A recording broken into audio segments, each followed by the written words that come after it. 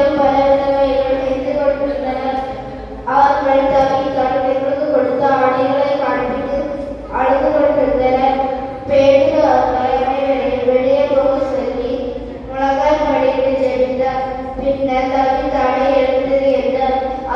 அவள் தன் கண்களை திறந்து எழுந்திருந்தார். பின்னர் எல்லோரும்